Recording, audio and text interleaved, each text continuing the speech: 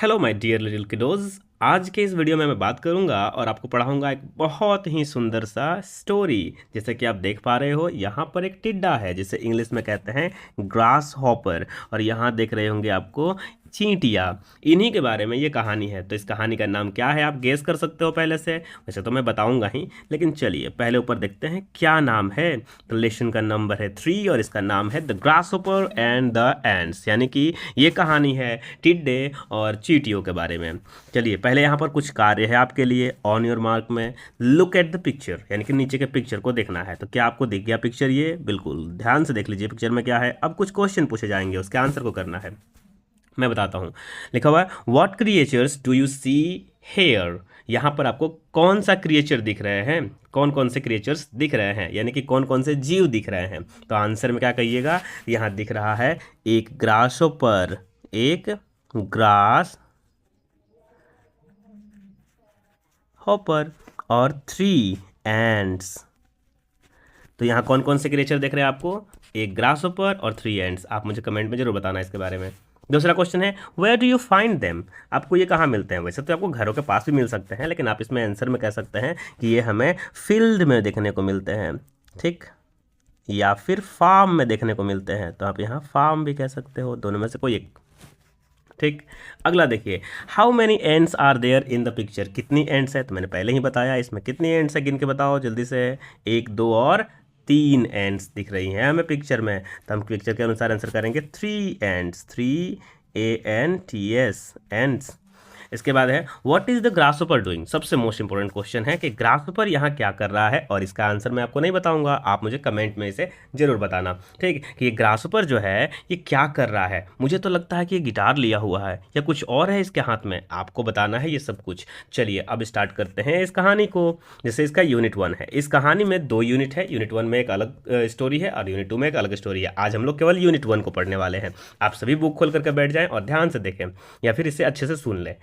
क्या लिखा हुआ है यूनिट 1 में? Let's read and find out.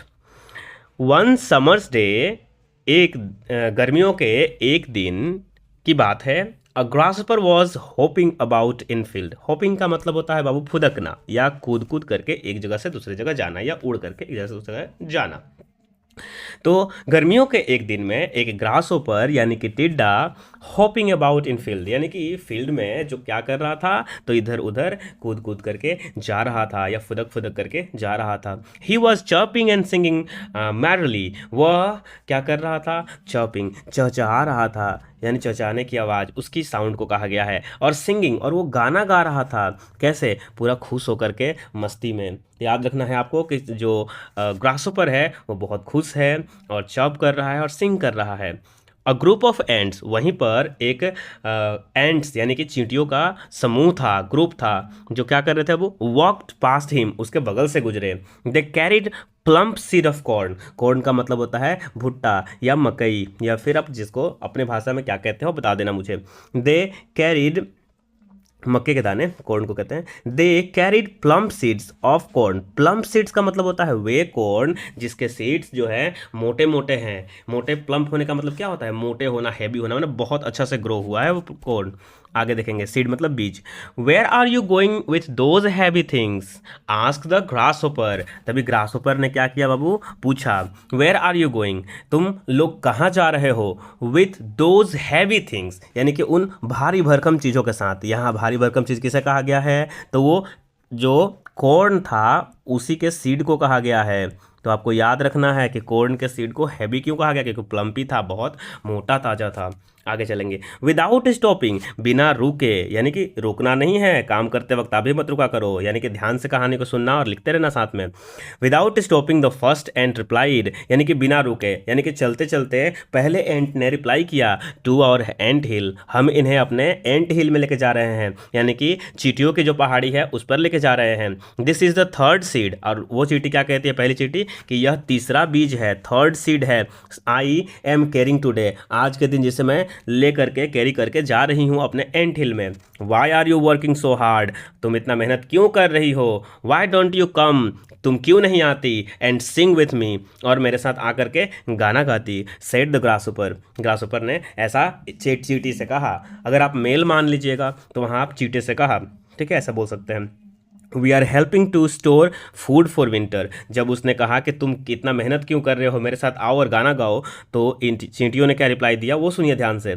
Said the एंट, यानी कि एंट ने कहा we are helping to store, हम लोग एक दूसरे की मदद कर रहे हैं जमा करने में, फूड फॉर विंटर यानी कि खाने के लिए, या सर्दियों के खाने के लिए खाना। You should also do the same, तुम्हें भी क्या करना चाहिए, सर्दियों के लिए खाने की व्यवस्था कर लेनी चाहिए। सेड द एंट, यानी कि चींटियों ने कहा। Winter is far away, winter जो है वो बहुत दूर है। विंटर कहाँ है, तो बहुत दूर है। सच में विंटर दूर है। It is lovely day to play, उसको लगता है कि विंटर तो अभी बहुत दूर है और आज का दिन क्या है, बहुत लवली है प्ले करने के लिए, यानी कि खेलने और गाने के लिए। सैंग द ग्रासहोपर, यानी कि उसने गाते गाते ये बात कही चींटी से कि विंटर यानी कि सर्दी यानी कि ठंडे की ऋतु अभी बहुत दूर है।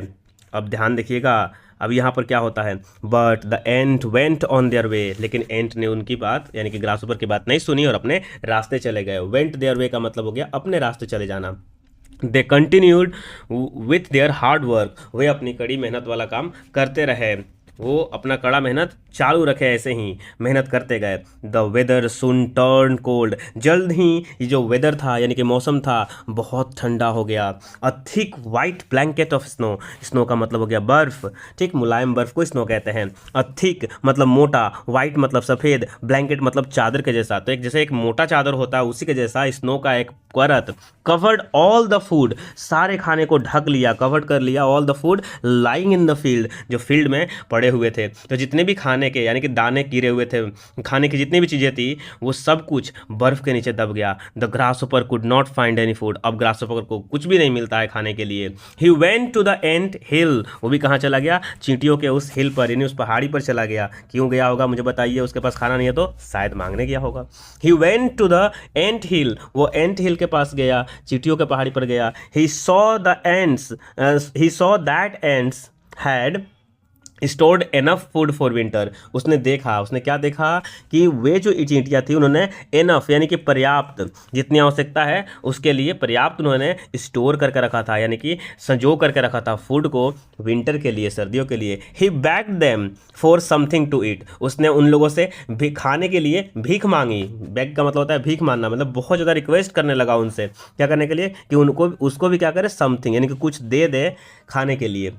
What cried the ends in surprise, तभी वहाँ पर जो चींटियाँ थी वो क्या बोलती हैं बाबू, सरप्राइज, चौंक करके बोलती है, क्या खाने के बारे में क्यों मांग रहे हो। Haven't you stored anything for the winter, क्या तुमने कुछ भी स्टोर नहीं किया, सजो के नहीं रखा, जमा करके नहीं रखा सर्दियों के लिए। What were you doing all summer, आखिर तुम कर क्या रहे थे पूरे समर, यानी पूरे गर्मी की ऋतु में तुम क्या कर रहे थे। चींटियों ने उससे पूछा। I don't have time to store any food, मेरे पास तो समय ही नहीं था खाना जमा करने के लिए। सेड द ग्रासहोपर, ग्रासहोपर ने ऐसा जवाब दिया। और फिर क्या कहता है, आई वॉज सो बिजी, मैं बहुत ज़्यादा व्यस्त था प्लेइंग म्यूजिक, गाना गाने में, ठीक। The ants shook their head in disgust, घृणा के लहजे से, घृणा मतलब होता है उस पर तरस खाते हुए, घृणा करते हुए चींटियों ने अपने सिर को हिलाया। दे टर्न देयर बैक, और अपने पीठ को मुड़ा दिया, यानी कि खुद को उसकी तरफ से मोड़ लिया। On the grasshopper and went on with their work, और अपना काम करने लगी। इसका मतलब उसको छोड़ दिया और उसके बाद को जवाब भी नहीं देने लगी, मुड़ गई उधर से। कहने का मतलब क्या है कि आपको भी अपना काम समय पर करना चाहिए। ये जो कहानी है बहुत ही सुंदर कहानी है, और ये कहानी कहाँ से ली गई है, तो हम कह सकते हैं कि फादर ऑफ फेबल्स, जिनका नाम एसोप्स है, उन्हीं के फेबल्स से ये लिया गया है। इन्होंने अपने लाइफ में बहुत सारी फेबल्स लिखी। अब बच्चा, फेबल्स क्या होता है, वे कविताएं या कहानियाँ जिसमें जो कैरेक्टर होते हैं, कैरेक्टर का मतलब जो पात्र होते हैं वो जानवर होते हैं, और ये इंसान के जीवन से प्रेरित होती है, उसी को हम फेबल कहते हैं। तो यही उन्हीं के फेबल से, एसोप्स के फेबल से अडेप्ट की गई है, ली गई है। यहाँ पर कुछ वर्ड ट्रोप है जो आप सबको याद करना चाहिए। जैसे हॉपिंग का मतलब जंपिंग, कूदना या फुदकना, एक जगह से कूदते रहना, बच्चे भी ऐसे कूदते रहते हैं। प्लम्पी का मतलब होता है फ्लेसी, यानी कि मांस से भरा हुआ, जिसको आप मोटा भी कह सकते हो, गुलगुला भी कह सकते हो। ब्लैंकेट का मतलब होता है कवर, ढकने वाला। तो यहाँ तक आई थिंक समझ में आ गया होगा। ये कहानी हो गई ख़त्म, और ऐसे ही अगली कहानी का इंतजार करिए। बहुत ही अच्छे शब्दों में, आसान शब्दों में मैं आपके पास लेकर आऊँगा दूसरी कहानी को, the ant and the grasshopper के बाद। ऐसे ही आपकी इंग्लिश डेवलप भी होगी, अच्छे से सुनिएगा तो आपको अच्छे से प्रैक्टिस भी होगा। और जब भी आप इसे सुनिए तो इसको सुनकर बोलने की प्रैक्टिस करिए, जैसे आपकी लिसनिंग तो अच्छी हो ही रही है, रीडिंग भी अच्छी हो जाएगी। Thank you so much for watching this video. मिलेंगे जल्द ही एक नए वीडियो में। टिल देन टेक केयर, अपना ख्याल रखें। जय हिंद।